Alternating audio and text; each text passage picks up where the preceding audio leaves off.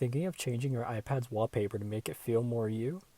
Thankfully, iPadOS makes this simple and easy. To begin, we will first go into our Settings app. From here, we can navigate down to the wallpaper options. Now, we will tap on Choose a new wallpaper. From here, we can either choose between some pre-installed wallpapers from the top of the screen, or we can upload a photo from our camera roll using the photo albums on the bottom portion of the menu. Let's be adventurous and make a custom wallpaper. I think this photo would be perfect. Now that the desired photo is selected, we can make adjustments to make it look just right by dragging the photo across the screen or pinching to zoom in and out. Once we are satisfied with our work, we can click Set in the bottom right corner or Cancel on the bottom left corner if we change our mind.